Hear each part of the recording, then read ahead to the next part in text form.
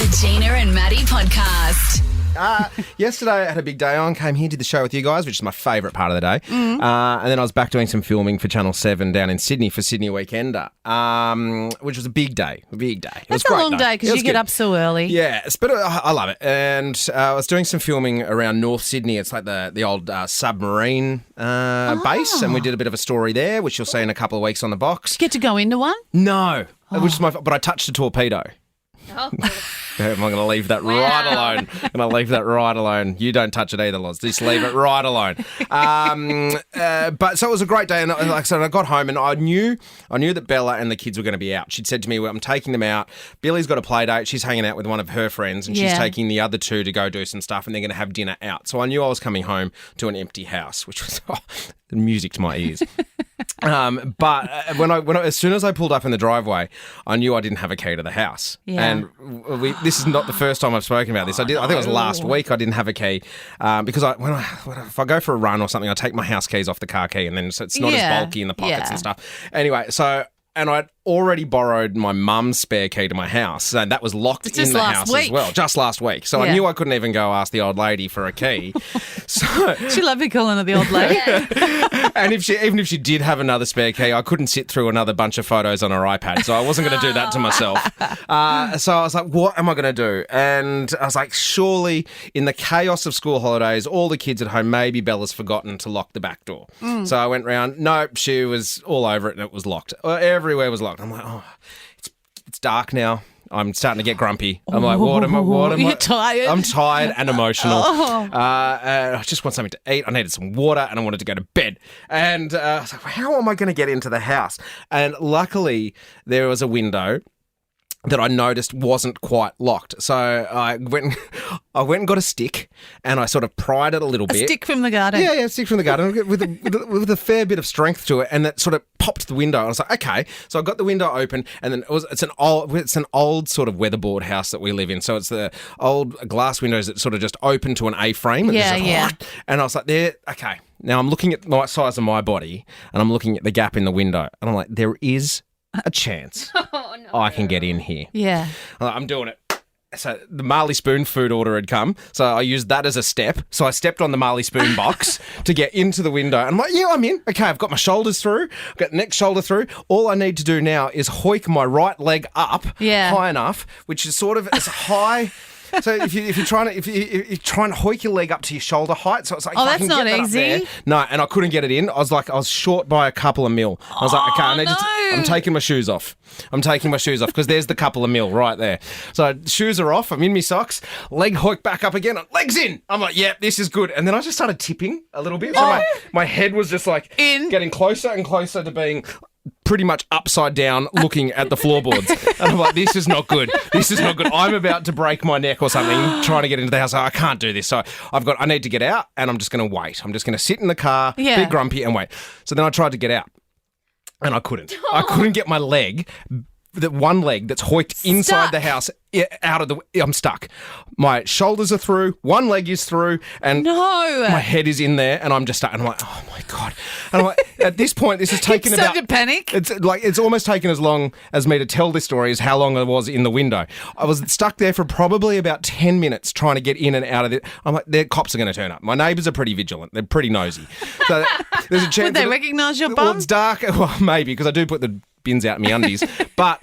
I was like, there's a chance that people are going to think I'm breaking into my own house. They're going to call the cops. Are going to rock up any second now. I'm about to pull a hamstring. Get tasered. You get tasered. My hamstring's about to go because it's in this position that it hasn't been in for a long time. And then finally, I reckon, with a bit of nudging, I finally got out. 10 minutes later, and I was just like, oh my God, what am I going to do? So I gave it one more go and I got in. I was like, yes! After being stuck, I must have stretched the hamstring enough in that position that I got flexible enough to get in. And then I was just like, 5 minutes later, Bella turns up in the car park and I'm in the driveway. I should have just bloody waited. You couldn't have rung her to ask her how far away she is. I didn't want to admit that I didn't have a key. I wasn't ready for that phone call, Dina. Like, you idiot! Did you just pretend like you've been inside for ages when she got there? She would be learning about this for the first time now. We did not have that discussion. Love you, babe. So what I thought we could do, just quickly, before we duck downstairs to give away some free juice, is open the phones to you you on the coast. Let us know where you've been stuck. You've got one for us in a sec, Gina. But let's I do. say hello. Stuff the phones up again. Let's say hello to Ash. Hi, Ash. Hey, sorry, my alarm started going off. I couldn't hear you for a second. No, you know what? I was pressing the wrong button. So, look, we're both just fumbling our way through a Wednesday. Ash, where did you get stuck? Me? Oh, it's very embarrassing, but I was only new to driving. It was a while ago. I was fueling up at the Shell Servo, and I literally got out of the car with my wallet and nothing else. I locked the car with the spare key and the key and my phone. Oh, no. I sat in the gutter and out the front of the servo for a bit, and I was like, oh, my God, what am I going to do? I had no idea how I was going to contact anyone. Oh, no. Did you call the NRMA or what happened? I ended up sorting that out. Okay. It took me a while. I didn't have NRMA at the time. And Good reason to join. Yeah, that's exactly right. And you didn't even have your wallet. You couldn't get 2 Twix bars for $7. What a shame. Michelle in Shelley Beach. Hi, Michelle. Hiya. All right, let's talk Tell us, places Michelle. you've been stuck. Yeah, I can't believe I'm going to tell this on radio. Amazing. It's a safe place, Michelle. It's a safe place. No one knows you from Shelley Beach. No one will recognise your voice. It's fine. Yeah, let's hope. So I was on the Northern Beaches at the time house sitting, and I went out the back door and it had snapped shut, and I realised that it was all locked up.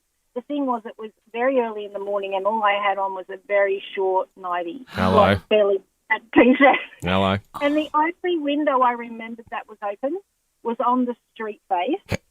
and I had to open that. So I got myself up on the sill and got stuck. And I'm trying to whittle my way in, and all I could think is, all my glory is just out on the safe front. And all I could think to myself is, please God, can nobody be up in the house across the radiator? There's people setting up deck chairs out on the road. Just go and just have it. Michelle, did you manage to get yourself out of that position? I did, but then I couldn't stop laughing for such a long time after, and it still makes me laugh to this day. Thank you, Michelle, for sharing. Jodie's in Newcastle. Hi, Jode. Oh, hey. Hey, guys. Good morning. Good Hi. morning. What happened to you, Jodie? Look, mine was a little bit... We bought this lovely brand new house, moved house, 2-story brick house right near the water. Everything's lovely. Hubby's like, let's go for a walk and meet the neighbours. I'm like, yeah, of course. Okay, locked up. You got a key? Yeah, of course. Off we went for a walk, came back, tried to get into the house. All the doors are locked. The key that I had was to the door, but not the screen door. I'd locked the screen door. But I didn't want to fess up to hubby that I locked the screen door, so I kind of went, oh, you just go and try down there. I think this key's for down the back door, and I'll just check around the side. So I popped in, and I looked at the screen, and I went, I've got these nice long fingernails. If I shove my fingernail in there and just split the bit of screen, I can stick my finger in and pop the lock undone on the screen, which I did do.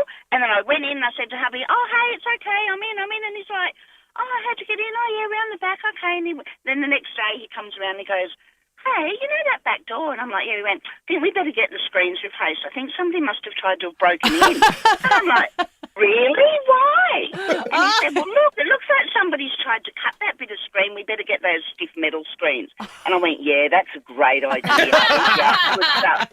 To this day, he doesn't know that my lovely long fingernails split that screen and let us in. I love that, Hope Jodie. he's not listening. The old sleight of hand. You go around here and I'll just fix this here. That's it. Old That's MacGyver. it. Good stuff. Absolutely. Love it, Jodie. Oh, Thank you for gosh. sharing. Let's do one more. We got Joe. Joe, nice and quick. Where have you got stuck?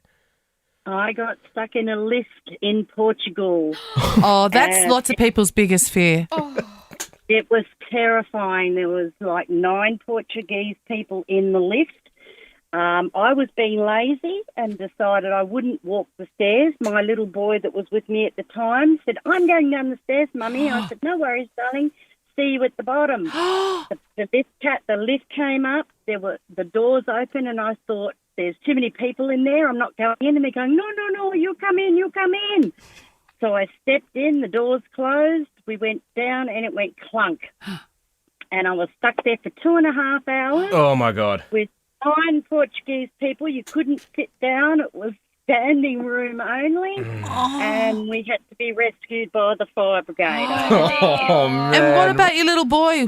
Who got him? Well, we were with a team, fortunately, and the team sort of took him and looked after him, and I was very worried about him, but even trying to phone somebody and tell them where I was.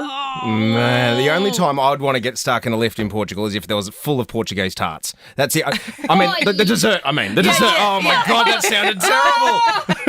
The Gina and Maddie Podcast. For more great comedy shows like this, head to novapodcast.com.au.